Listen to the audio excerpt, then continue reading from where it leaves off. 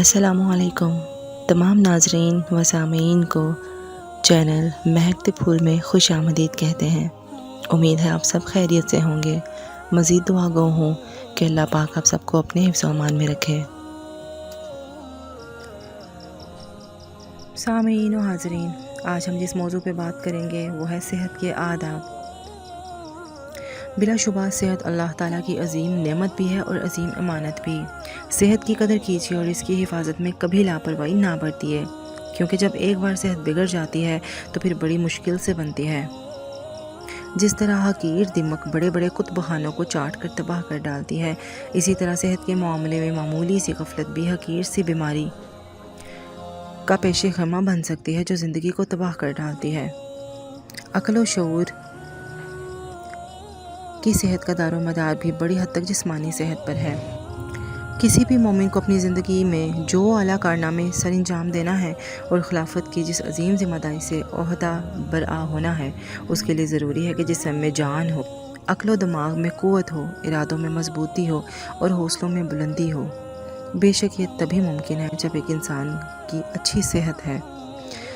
नाज़रीन, आपको सेहत के आदाब का ख्याल रखते हुए जिन बातों को मद्देनज़र रखना है वो पेशे खिदमत है। कोशिश कीजिए कि हमेशा खुश व खुरम, हशाश बशाश और शाको चौबंद रहिए। खुशबाशी, खुश अखलाकी, मुस्कुराहट और ज़िंदा दिली से ज़िंदगी को आरास्ता, पुरकशिश और सेहतमंद रखिए। गम, गुस्सा, रंज, फ़िक्र, जलन, बदख्वाही, तंग नज़री, मुर्दा दिली और दिमागी उलझनों से दूर रहिए। ये अखलाकी बीमारियाँ और जहनी उलझनें मैदे को पूरी तरह मुतासिर करती हैं और मैदे का फसाद सेहत का बदतरीन दुश्मन है। नबी सल्लल्लाहु अलैहि वसल्लम का इरशाद है, सीधे साधे रहो, मियाना रवैया इख्तियार करो और हशाश बशाश रहो। एक बार नबी सल्लल्लाहु अलैहि वसल्लम ने एक बूढ़े शख्स को देखा कि वो अपने दो बेटों का सहारा लिए हुए उनके बीच में घिसटते हुए जा रहा है। अब सल्लल्लाहु अलैहि वसल्लम ने पूछा, इस बूढ़े को क्या हो गया है? लोगों ने बताया कि इसने बैतुल्लाह तक पैदल जाने की नज़र मानी थी। नबी सल्लल्लाहु अलैहि वसल्लम ने इरशाद फरमाया, अल्लाह ताला इससे बेनियाज है कि ये बूढ़ा ख़ुद को अजाब में मुब्तला करे और इस बूढ़े को हुक्म दिया कि सवार होकर अपना सफ़र पूरा करो। हज़रत उमर रज़ी अल्लाह ताला अन्हु ने एक बार एक जवान आदमी को देखा कि मरियल चाल चल रहा है। आप रज़ी अल्लाह ताला अन्हु ने उसको रोका और पूछा, तुम्हें क्या बीमारी है? उसने कहा कि कोई बीमारी नहीं है।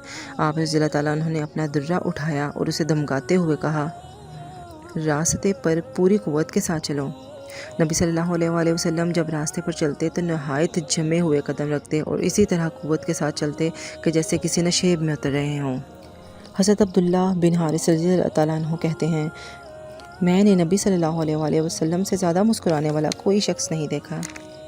हज़रत आयशा रज़ी अल्लाह ताला अन्हा फरमाती हैं कि नबी सल्लल्लाहु अलैहि वसल्लम का इरशाद है, उतना ही अमल करो जितना कर सकने की तुम्हारे अंदर ताकत हो, इसलिए कि खुदा नहीं उकताता यहाँ तक कि खुद तुम ही उकता जाओ। हज़रत अबू कैस रज़ी अल्लाह ताला अन्हु फरमाते हैं कि वो नबी सल्लल्लाहु अलैहि वसल्लम की खिदमत में ऐसे वक्त हाजिर हुए जबकि नबी सल्लल्लाहु अलैहि वसल्लम खुतबा दे रहे थे। हज़रत कैस रज़ी अल्लाह ताला अन्हु धूप में खड़े हो गए। नबी सल्लल्लाहु अलैहि वसल्लम ने हुक्म दिया तो वो साए की तरफ हट गए और आप सल्लल्लाहु अलैहि वसल्लम ने इससे भी मना फरमाया कि आदमी के जिस्म का कुछ हिस्सा धूप में रहे और कुछ साए में। कबीला बाहला की एक ख़ातून हज़रत मुजीबा रज़ी अल्लाह ताला अन्हा बयान करती हैं कि एक बार मेरे अब्बा नबी सल्लल्लाहु अलैहि वसल्लम के यहाँ दीन का इल्म हासिल करने के लिए गए और दीन की कुछ अहम बातें मालूम करके घर वापस आ गए। फिर एक साल के बाद दोबारा आपकी खिदमत में हाजिर हुए तो नबी सल्लल्लाहु अलैहि वसल्लम उन्हें बिल्कुल ना पहचान सके। तो उन्होंने पूछा, या रसूलुल्लाह सल्लल्लाहु अलैहि वसल्लम, क्या आप सल्लल्लाहु अलैहि वसल्लम ने मुझे पहचाना नहीं? नबी सल्लल्लाहु अलैहि वसल्लम ने फरमाया, नहीं, मैंने तो तुम्हें नहीं पहचाना, अपना तारुफ करवाओ। उन्होंने कहा, मैं कबीला बाहला का एक फ़र्द हूँ। पिछले साल भी आप सल्लल्लाहु अलैहि वसल्लम की खिदमत में हाजिर हुआ था तो नबी सल्लल्लाहु अलैहि वसल्लम ने फरमाया, तुम्हारी क्या हालत हो रही है? पिछले साल जब आए थे तब तो तुम्हारी शक्ल सूरत और हालत बड़ी अच्छी थी। उन्होंने बताया कि जब से मैं आप सल्लल्लाहु अलैहि वसल्लम के पास से गया हूँ उस वक्त से अब तक बराबर रोज़े रख रहा हूँ, सिर्फ रात में खाना खाता हूँ। आप सल्लल्लाहु अलैहि वसल्लम ने फरमाया, तुमने ख्वाम ख्वाब अपने आप को अजाब में डाला और अपनी सेहत बर्बाद कर डाली। फिर आप सल्लल्लाहु अलैहि वसल्लम ने हदायत फरमाई कि रमज़ान में महीने भर के रोज़े रखो और इसके अलावा हर महीने में एक रोज़ा रख लिया करो। انہوں نے کہا حضور صلی اللہ علیہ وسلم کچھ اور اضافہ فرمائیے۔ آپ صلی اللہ علیہ وسلم نے فرمایا اچھا ہر سال محرم کے مہینے میں روزے رکھو اور چھوڑ دو، ایسا ہی ہر سال کرو۔ یہ ارشاد فرماتے ہوئے صلی اللہ علیہ وسلم نے اپنی 3 انگلیوں سے اشارہ فرمایا، انہیں ملایا اور پھر چھوڑ دیا۔ اسے یہ بتانا مقصود تھا کہ رجب، شوال، ذیقعد اور ذی الحج میں روزے رکھا کرو اور کسی سال ناغہ بھی کر دیا کرو۔ اور نبی صلی اللہ علیہ وسلم کا ارشاد ہے مومن کے لیے مناسب نہیں کہ وہ اپنے آپ کو ذلیل کرے۔ لوگوں نے پوچھا مومن بھلا کیسے اپنے آپ کو ذلیل کرتا ہے؟ ارشاد فرمایا اپنے آپ کو ناقابل برداشت آزمائش میں ڈال دیتا ہے۔ لہٰذا ہمیں چاہیے کہ ہم ہمیشہ سخت کوشی، جفاکشی، محنت، مشقت اور بہادری کی زندگی گزاریں، ہر طرح کی سختیاں جھیلیں اور سخت سے سخت حالات کا مقابلہ کرنے کی عادت ڈالیں اور سخت جان بن کر سادہ اور مجاہدانہ زندگی گزارنے کا اہتمام کریں۔ نبی صلی اللہ علیہ وسلم نے جب حضرت معاذ بن جبل رضی اللہ تعالیٰ عنہ کو یمن کا گورنر بنا کر بھیجا تو ہدایت فرمائی کہ معاذ اپنے آپ کو عیش کوشی سے بچائے رکھنا، اس لیے کہ اللہ تعالیٰ کے بندے عیش کوش نہیں ہوتے۔ نبی صلی اللہ علیہ وسلم ہمیشہ سادہ اور مجاہدانہ زندگی گزارتے تھے اور ہمیشہ اپنی مجاہدانہ قوت کو محفوظ رکھنے اور بڑھانے کی کوشش فرماتے تھے۔ آپ صلی اللہ علیہ وسلم تیرنے سے بھی دلچسپی رکھتے تھے، اس لیے کہ تیرنے سے جسم کی بہترین ورزش ہوتی ہے۔ ایک بار ایک تالاب میں آپ صلی اللہ علیہ وسلم اور آپ صلی اللہ علیہ وسلم کے چند صحابی رضی اللہ تعالیٰ عنہ تیر رہے تھے۔ آپ صلی اللہ علیہ وسلم نے تیرنے والوں میں سے ہر ایک کی جوڑی مقرر فرما دی کہ ہر آدمی اپنی جوڑ کی طرف تیر کر پہنچے۔ چنانچہ آپ صلی اللہ علیہ وسلم کے ساتھی حضرت ابو بکر رضی اللہ تعالیٰ عنہ قرار پائے۔ آپ صلی اللہ علیہ وسلم تیرتے ہوئے ان تک پہنچے اور جا کر ان کی گردن پکڑ لی۔ نبی صلی اللہ علیہ وسلم کو سواری کے لیے گھوڑا بہت پسند تھا۔ آپ صلی اللہ علیہ وسلم اپنے گھوڑے کی خود خدمت کرتے، اپنی آستین سے اس کا منہ پونچھتے اور صاف کرتے۔ حضرت عقبہ رضی اللہ تعالیٰ عنہ فرماتے ہیں کہ نبی صلی اللہ علیہ وسلم نے فرمایا تیر چلانا سیکھو، گھوڑے پر سوار ہوا کرو۔ تیر اندازی کرنے والے مجھے گھوڑوں پر سوار ہونے والوں سے بھی زیادہ پسند ہیں، اور جس نے تیر اندازی سیکھ کر چھوڑ دی اس نے اللہ تعالیٰ کی نعمت کی ناقدری کی۔ سامعین، حضور پاک صلی اللہ علیہ وسلم کی بے تحاشا مثالیں اس بات کا ثبوت ہیں کہ آدمی کو کبھی بھی صحت کوشی اور محنت مشقت کی زندگی سے بھاگنا نہیں چاہیے۔ جس حد ہو سکے گھر کا کام کاج اپنے ہاتھوں سے کریں، چلنے پھرنے اور تکلیف برداشت کرنے کی عادت ڈالیں، آرام طلبی، سستی اور عیش کوشی سے پرہیز کریں اور اولاد کو بھی شروع سے سخت کوش، جفاکش اور سخت جان بنانے کی کوشش کریں۔ گھر میں ملازم ہوں تب بھی اولاد کو بات میں ملازم کا سہارا لینے سے منع کریں اور عادت ڈالیں کہ بچے اپنا کام خود اپنے ہاتھ سے کر سکیں۔ کوشش کریں کہ سحر خیزی کی عادت ڈالیں، سونے میں اعتدال کا خیال رکھیں، نہ اتنا کم سوئیے کہ جسم کو پوری طرح آرام و سکون نہ مل سکے اور اعضاء میں تھکان اور شکستگی رہے، اور نہ اتنا زیادہ سوئیے کہ سستی اور کاہلی پیدا ہو۔ رات کو جلدی سونے اور صبح کو جلدی اٹھنے کی عادت ڈالیے۔ صبح اٹھ کر اللہ تعالیٰ کی بندگی بجا لائیے اور چمن یا میدان میں ٹہلنے اور تفریح کرنے کے لیے نکل جائیے۔ بے شک صبح کی تازہ ہوا صحت پر بہت اچھا اثر ڈالتی ہے۔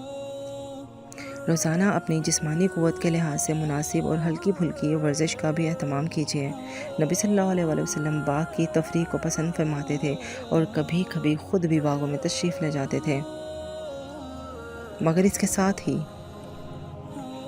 آپ صلی اللہ علیہ وسلم نے عشاء کے بعد جاگنے اور گفتگو کرنے کی ممانعت فرمائی اور فرمایا عشاء کے بعد وہی شخص جاگ سکتا ہے جسے کوئی دینی گفتگو کرنا ہو یا پھر گھر والوں سے ضرورت کی بات چیت کرنی ہو۔